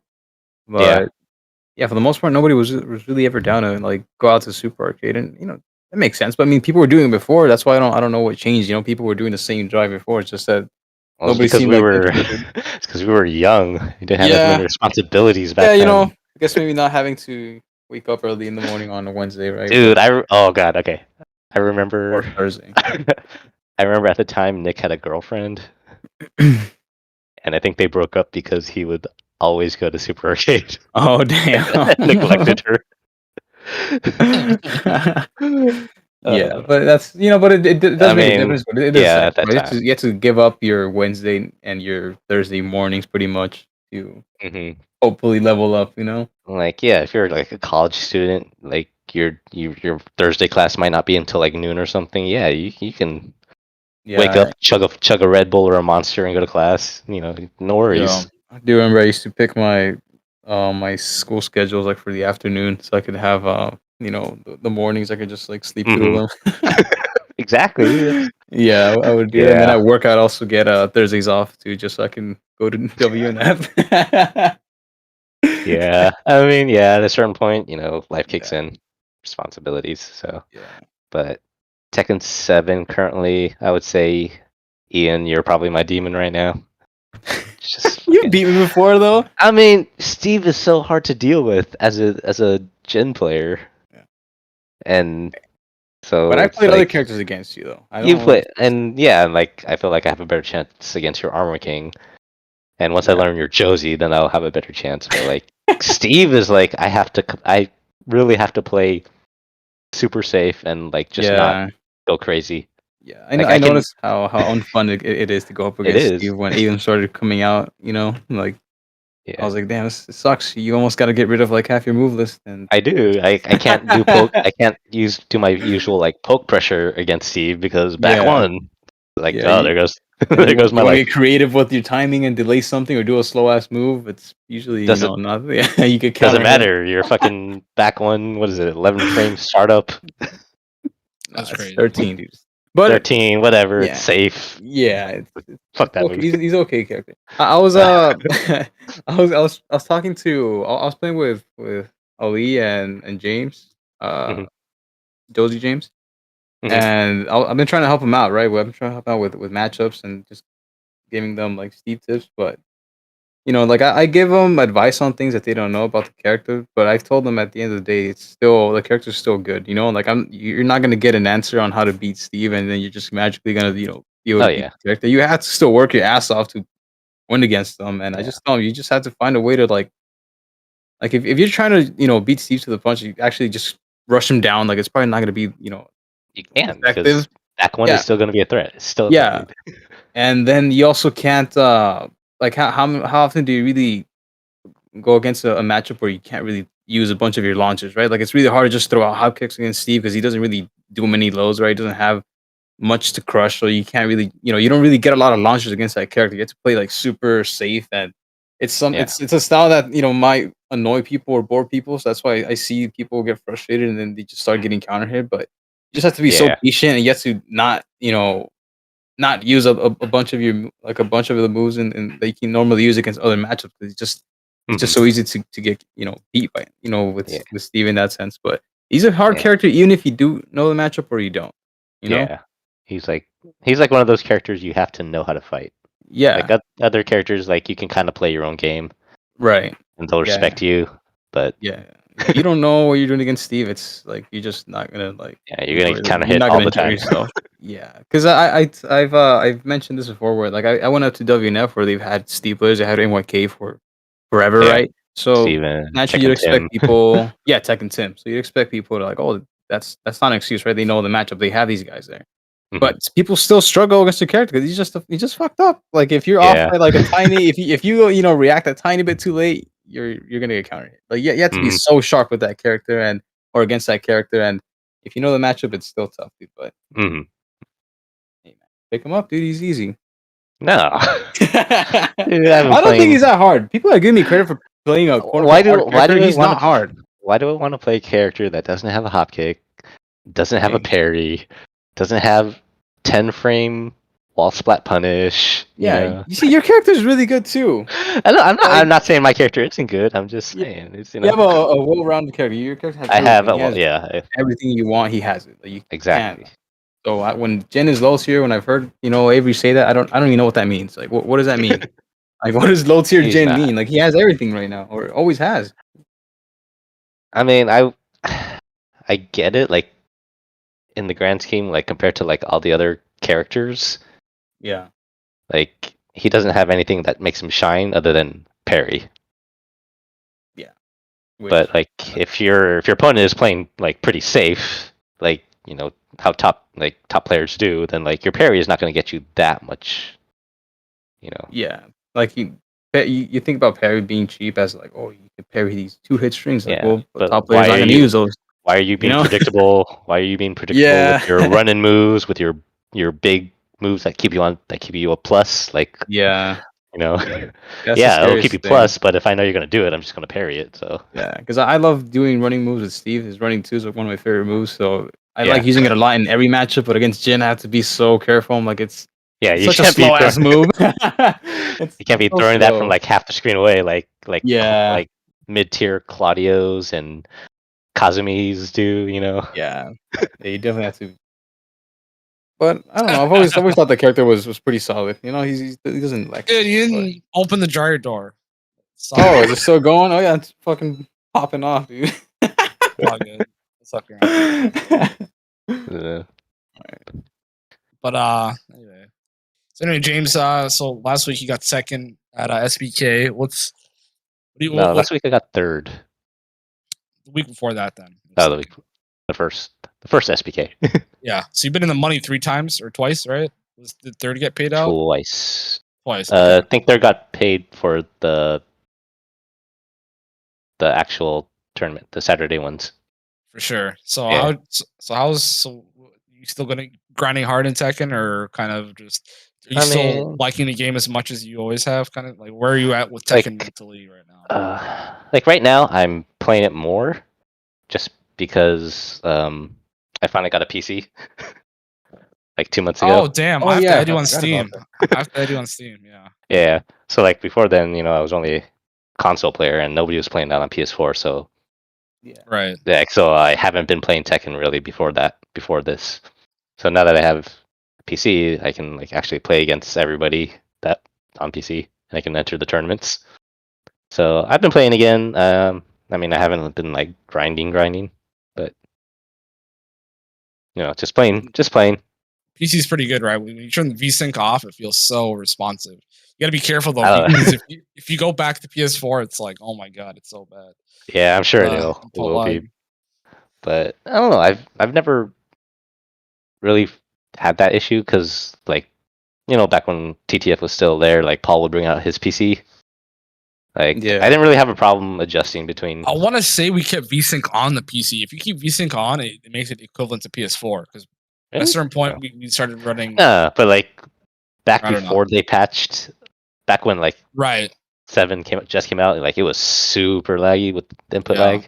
Like I didn't really have a problem adjusting between them. So but I thought it was terrible back then. I thought I was playing online. I definitely so mad, dude. I actually mad for them. It was honestly like you're in water. Yeah, definitely now. Like it would probably be unplayable to me. But yeah, I remember. Was it called Spaghetti Rip at Strong Style, the first Tekken 7 Strong Style? Remember, Ian? You, Leo, and Nick, I think, beat his team, and then he got up and was like, oi, governor, this shit's hella input lag. And I was laughing so hard, and then he got on Twitter like a second after, like, this PS4 input lag, governor. Like, it was like, holy shit. Yeah, do you remember he was all pissed off because he lost to us. Yeah, I was sitting right there. I was laughing so hard. I understand the salt, but like everybody's playing in that shitty environment, dude.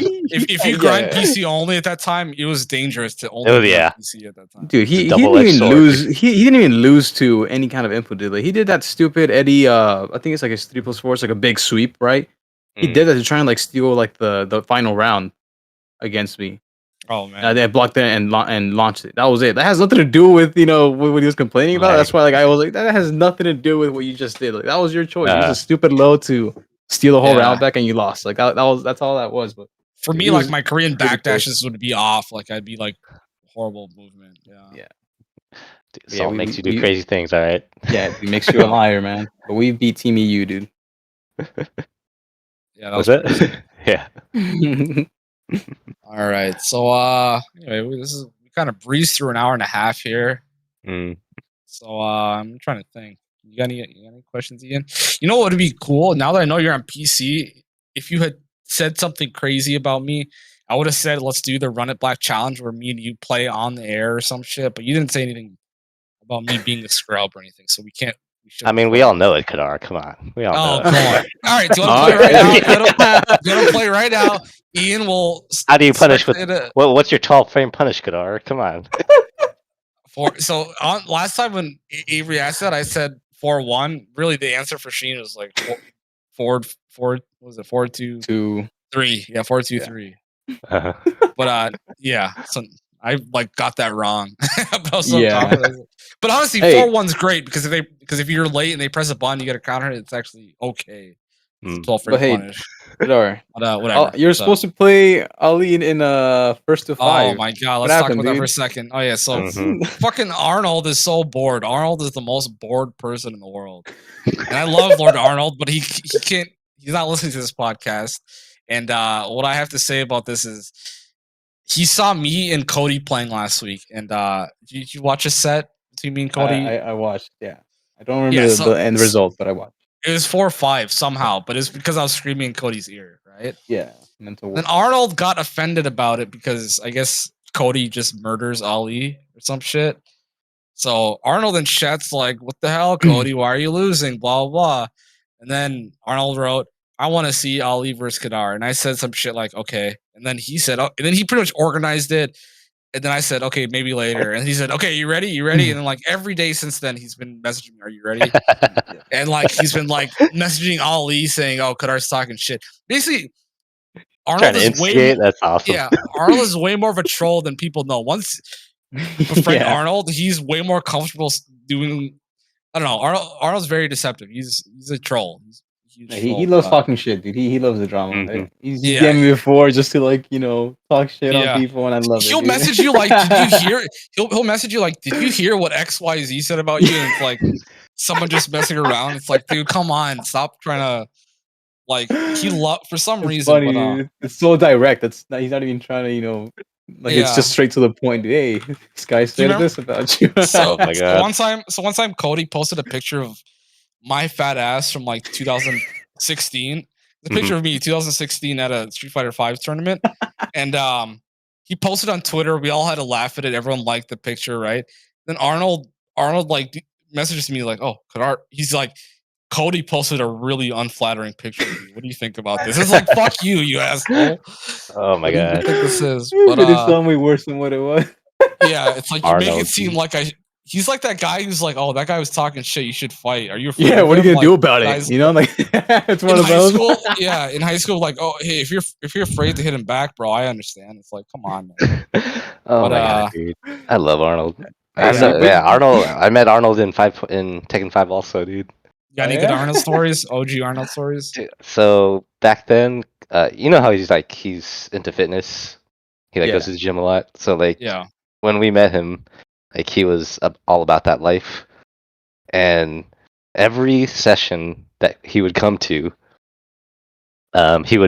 he's trying to bulk up. So he would have this entire takeout tray of food and a huge bag of almonds, and he would destroy that in one session, in one night. Yeah. It's holy fuck, dude.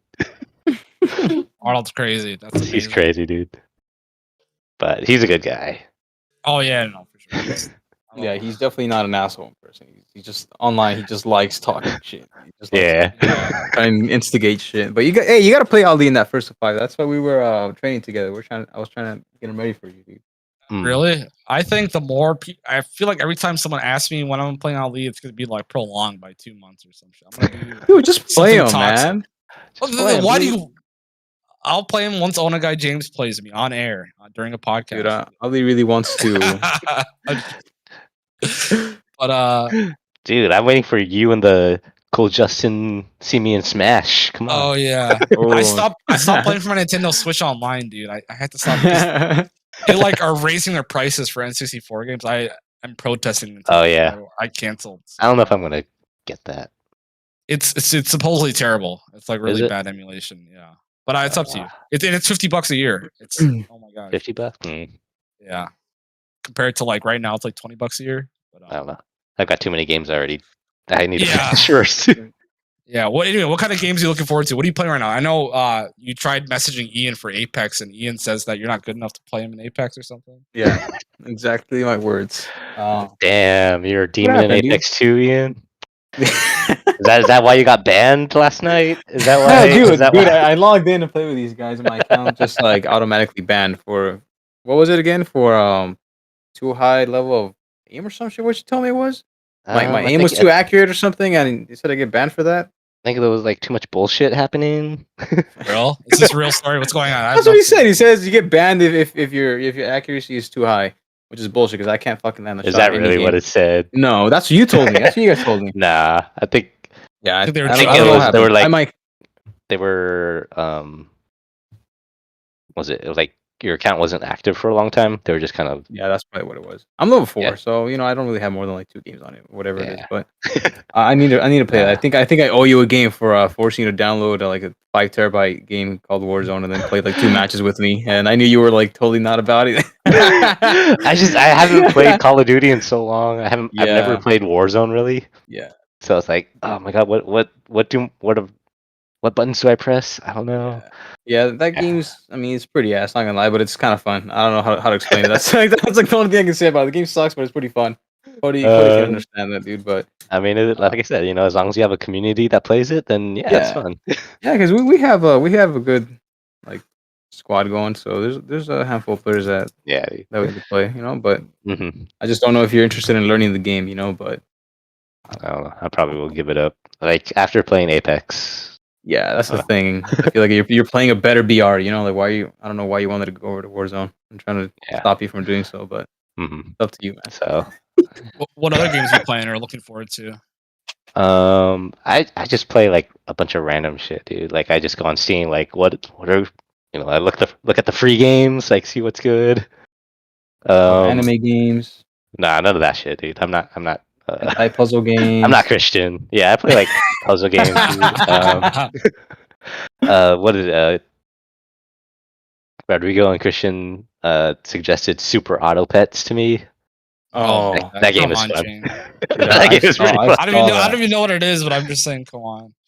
What is that? It's fun, dude. It's like I don't know how to describe it. It's an auto clicker. It sounds like an auto clicker. It's kind of like. That shit's fucking weird, man. I don't know why you guys play that game, but I saw that game. It's weird. You build a team of animals, and each animal has like their stats, like attack and health, and they have like a special ability.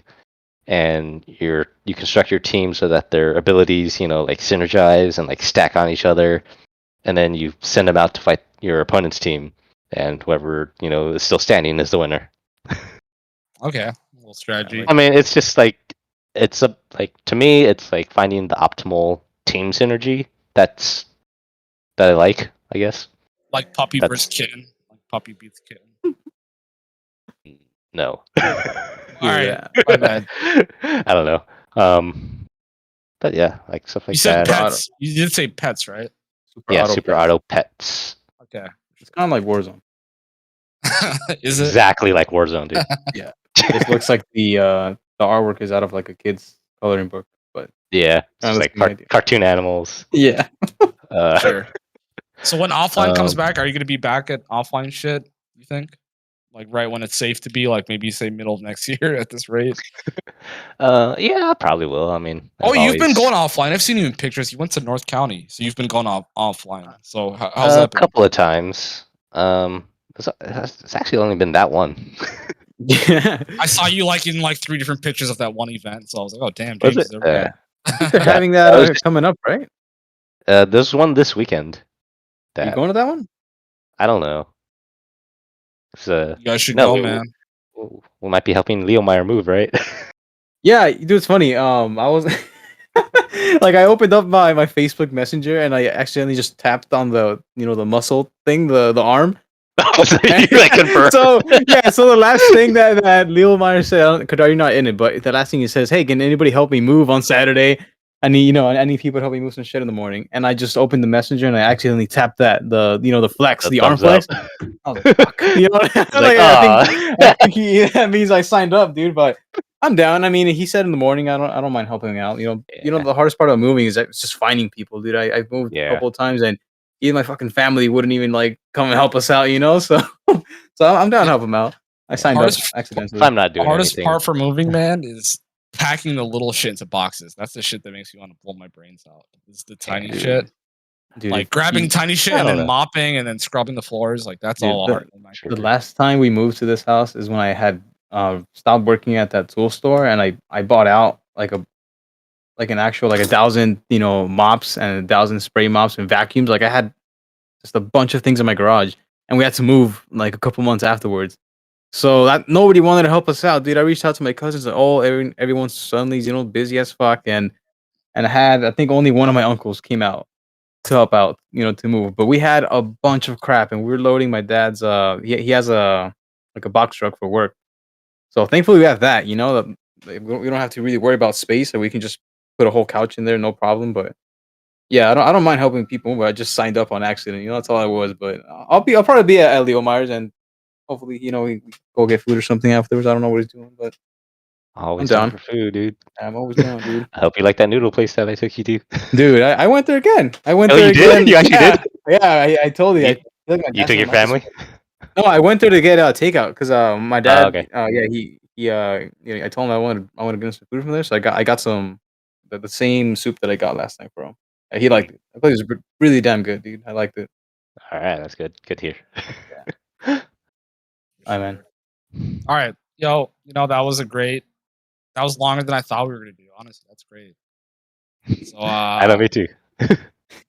Thanks for coming on. That was actually really fun. It was a good conversation. It was. My first podcast. There you go, man. I have to get closer to your mic, because you're like in and out. Oh, my bad. Anyway, thanks for coming on, James. Isn't this your podcast? Come on, Kadar. Yeah. Jeez. Thanks for coming on, James. Well, what do I got? Oh yeah, James, you're not gonna promote your Twitter or anything like that. You don't give a fuck if people follow you. It's at Onegai James. Let me look up what this is. I don't know what it is. Oh, it's Onegai James. ONEGAIJAMES. So SPK this week. We're all playing, right? If you want to SPK this week. If you want to follow me on Twitch, I'm gonna try to start my Twitch career. Oh yeah, Twitch. Yeah, what's your Twitch? I think it's the same thing, dude. Oh, okay, I think it might be. I think it might be Onegai_James. You know what we should do? We should put the guest info on the YouTube channel. And we do. Every single episode I do.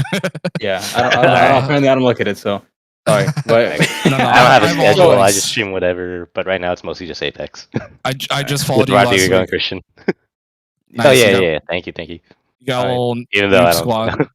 So we're doing SPK this week, all of us.